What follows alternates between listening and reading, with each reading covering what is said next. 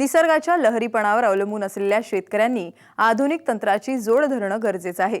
सोलापूर जिल्ह्यातल्या वाखरीच्या दाजी चव्हाण या तरुणाने आधुनिक तंत्रज्ञानाच्या जोरावर मिरचीपासून तब्बल 23 टन उत्पादन घेण्यात यश मिळवलंय। यापासून आतापर्यंत त्यांना 5.5 लाखांचा नफा मिळालाय। औषध निर्माण शास्त्रात पदवी घेऊन शेतीत नशीब आजमावणाऱ्या तरुणाची यशोगाथा जाणून घेण्यासाठी आज आपण सोलापूर जिल्ह्यातल्या वाखरी या गावी जाणार आहोत। सलग 2 ते 3 वर्षांच्या दुष्काळी परिस्थितीनंतर पुन्हा गारपिटीसारख्या संकटावर मात करून दाजी चव्हाणांनी शेतीला नव्याने सुरुवात केली। औषध निर्माण शास्त्रात पदवीपर्यंत शिक्षण घेतल्यानंतर त्यांनी शेतीत नशीब आजमावलं। शेती करताना दाजी यांनी भाजीपाल्याच्या पिकांची निवड केली। पंढरपूर तालुक्यातील वाखरी या गावी वाखरीपासून पश्चिमेला 2 किलोमीटर अंतरावर आमची पूर्व परंपरेगत 8 एकर जमीन आहे। त्या 8 एकर जमिनीपैकी सध्या आता शेतामध्ये 4 एकर ऊस, 1.25 एकर मिरची, 1 एकर आलं आणि बाकीचे पालेभाजी वगैरे लागवड केली आहे। गेल्या वर्षी दुष्काळामुळे आणि पाणी टंचाईमुळे आम्हाला कुठलंही उत्पादन हे शेतामध्ये घेता आले नाही। तरी ह्या वर्षी बऱ्यापैकी पाऊस झाल्यानंतर आम्ही साधारणपणे 15 जानेवारीला 1 एकर 10 गुंठे क्षेत्रावर HP 1900 सिजंटा या कंपनीची मिरचीची लागवड केली आहे। दाजी चव्हाणांचे वडील आणि लहान बंधू पारंपरिक पद्धतीने शेती करत होते।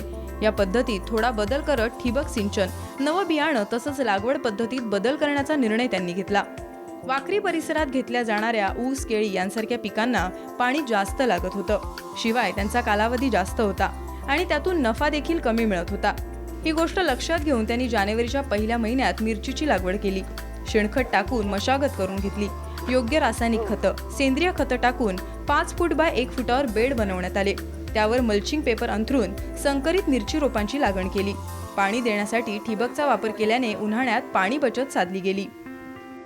मिरचीची लागवड करण्यापूर्वी 1 एकर 10 गुंठ्यांमध्ये जवळजवळ 14 ते 15 डंपिंग शेणखत टाकून जमिनीची नांगरटी करून कोळवणी, फन्ने, रोटर मारून हे सर्व केलं।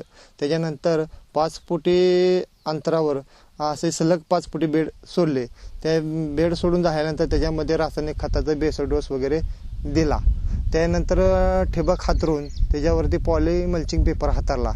पॉली मल्चिंग पेपर हातरून झाल्यानंतर 1.25 फूट अंतरावर इनलाईन ठिबकच्या बरोबर 1.25 फूट अंतरावर 1 एक रोप अशा पद्धतीने जवळजवळ 1 एकर 10 गुंठ्यामध्ये 8000 रोपांची संख्या बसली।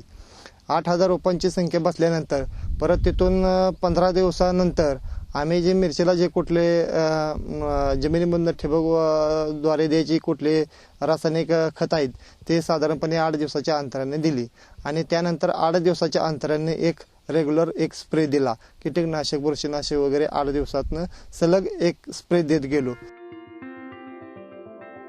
दाजी चव्हाणांच्या शेतीचं गारपीट आणि गतवर्षीच्या दुष्काळात मोठं नुकसान झालं होतं, पण त्यांनी खचून न जाता नव्या उमेदीने मिरचीच्या पिकात कष्ट करायला सुरुवात केली। गारपिटीने मिरचीचं नुकसान झालं होतं। 50 गुंठ्यात 8500 रोपांची लागण केली होती। त्यापैकी 1,500 रोपं वाया गेली, पण दाजी चव्हाणांनी हिंमत हारली नाही। ते 25 ते 30% नुकसान झाल्यामुळे परत आम्ही वेळोवानं काट्या तार वगैरे फाउंडेशन उभा करून ही मिरचीची बांधणी केली। कारण ह्याच्यापूर्वी मी 2008 ते 9 सालाला 1 एकर मिरचीची ह्याच 1900 जातीची मिरची लागवड केली होती। त्यावेळी जवळजवळ मला विक्रमी 38 टन उत्पादन निघालेलं होतं 2009 सालाला। त्या अनुभवानुसार मला अशी शक्यता वाटत होती की ह्या वर्षी सुद्धा आपल्याला मिरचीला फाउंडेशन करावं लागतं। त्यामुळे मी वेळो काटाने तार उभा करून जवळजवळ हे सगळं फाउंडेशन करून घेतलं। त्यानंतर बरोबर 1.5-2 महिन्यानं माझी ही मिरची चालू झाली। मिरचीच्या संवेदनशील पिकासाठी खतांबरोबर फवारण्यांसाठी देखील जपावं लागतं। आतापर्यंत दाजी चव्हाणांना मिरचीचं 23 टन उत्पादन मिळालंय, तर येत्या काही महिन्यात आणखी 20 टन मिरची उत्पादन अपेक्षित आहे। त्यांच्या मिरचीची पंढरपूर मार्केटला विक्री केली जाते। त्यांना सरासरी 25 रुपये किलोचा भाव मिळालाय। यापासून त्यांना आतापर्यंत किमान 5.5 लाखांचं उत्पन्न मिळालंय, तर यासाठी आलेला लाख रुपयांचा खर्च वगळता आतापर्यंत 5.5 लाखांचा नफा हाती आलाय।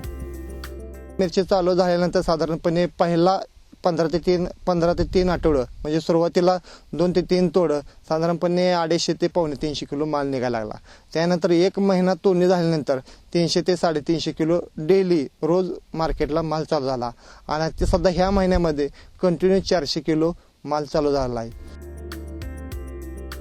दाजी चव्हाणांनी जास्त काळात येणारी आणि जास्त पाणी लागणारी पिकं न घेता मिरचीसारख्या पिकाची लागवड करून त्यातून भरघोस नफा कमावण्यात यश मिळवलंय. यासाठी त्यांनी मार्केटचाही अचूक अभ्यास करून नियोजन केलं होतं.